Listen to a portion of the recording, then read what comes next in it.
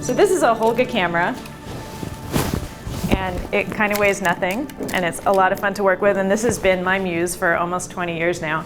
The camera that really started toy cameras as a genre is the Diana camera, and these were around in the late 1960s and through the 70s. These were made in China, as are the Holga, and were sold at the time for about 69 cents to $3, and they were discovered by art school students and started getting used in photography classes, especially in San Francisco at the Art Institute and in Ohio. Back then, your film manual cameras, still had shutter speeds and f-stops, and cameras like this have very little in the way of adjustments. They might have 1 or 2 f-stops. Generally, they have 1 shutter speed, not much to adjust, and so your experience of shooting with them is a lot different than with a regular camera. They all stopped being made in the late 70s, so that's when in the 80s the Holga was discovered and sort of taken on as a replacement. The reasons that people use these cameras really vary. Some it's because they're cheap. Some are attracted to the cuteness of the camera, the weight, the non-preciousness, the way you interact with people with it, and then of course the look of the images, which we'll see a lot more of. Here are a few of my images. So this is the image that started it all out for me in 1991 when I first started working with these cameras. The format that these cameras shoot is 2 1/4 square or 6 by 6 centimeters, but when you shoot this in a certain way where you take the insert out of the camera, you get kind of a rounded, bowed image, and if you try and print it with a normal negative carrier for that format, it has straight lines and it cuts it off and things like that.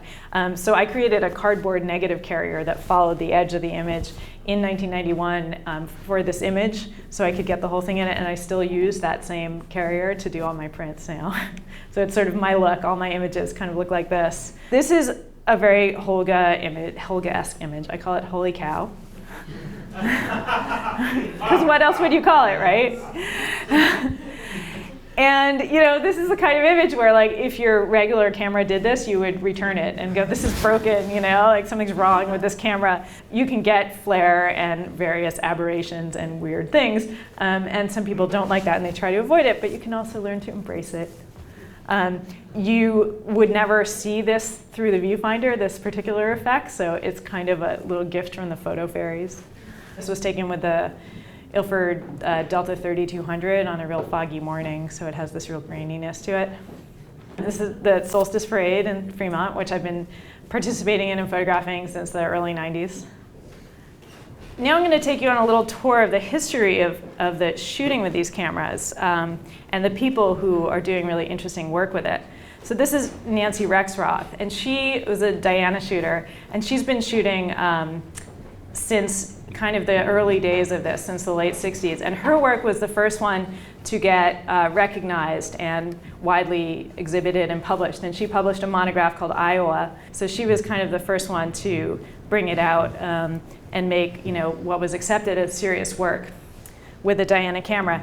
And the Diana camera, in addition to its 1 shutter speed, has a bulb setting, and that's when you hold the shutter open and you can take long exposures, and so she does that a lot, and that's why she gets this kind of blur in her images, but she integrates it into the look of the images.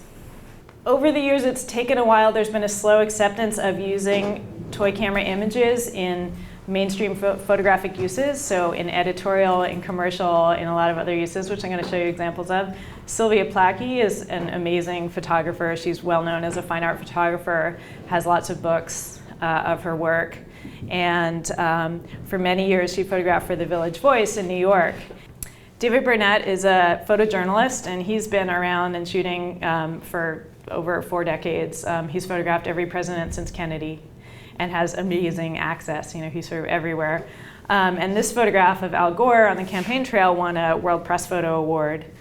And then the other crazy thing that he does with these is sports photography. I mean, like, who would think, right? Normally you want a camera with a lot of control and really high shutter speeds and things like that to do something like sports. But, on the one hand, he's got utter mastery of the camera, which he really understands the principles of photography, so knows what the camera can do and can't do. And two, he gets up really close. Teru Kuwayama, I stumbled on his pictures in this spread in Newsweek a few years ago.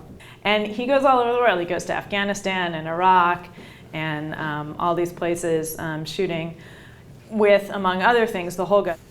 And then this is one that he took in Pakistan after the earthquake in 2005. And one of the interesting things about the Holga is you have a viewfinder, and the viewfinder is sort of not really related to the lens. It's in the same camera, but that's about it. So this is the viewfinder, and that's the lens, and that's about it. So you get a lot more on your film than you see through the viewfinder. And this makes it a little challenging to compose your images because you don't know what you're getting. And once you know the camera well enough, then you can really be able to predict things. So for example, when he was looking through the viewfinder, he would not have seen the soldier on the right at all. Like he wouldn't have been in the viewing frame. But he knows it well enough to know that that would have come out that way. You can also shoot color in these cameras. They'll take any film that you want to put in them, black and white or color, negative, or even transparency film if you know what you're doing. Pauline St. Dennis is a New York commercial photographer. She does almost all her work with Holga. So she's doing a whole bunch of things here, including multiple exposures, winding the film part way to do the panorama. She's using strobe lights. So she's got the Holga connected to these really complicated strobe lights. And she's using transparency film.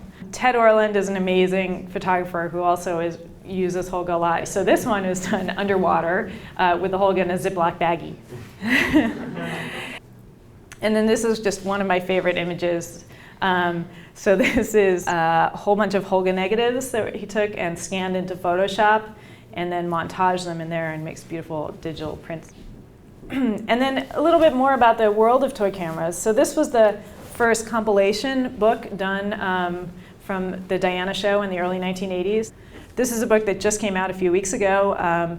There's a website called toycamera.com, which is the real center of all things toy camera these days. There's a forum and galleries and all sorts of stuff.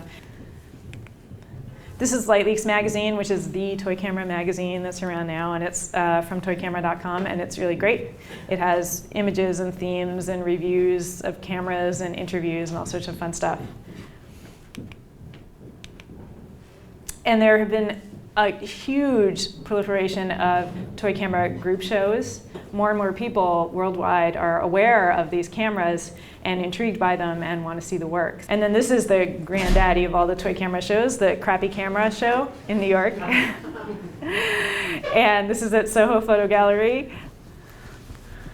So that's a little snapshot of what's going on in the toy camera world and what it came from, and it's a lot of what I cover in the book. The book also covers a lot of how-to information, and I'll have the history of the toy cameras, and then a resources section which has links to all the contributors, all the publications and websites that you might want to look at to find out more about toy camera photography. Thanks.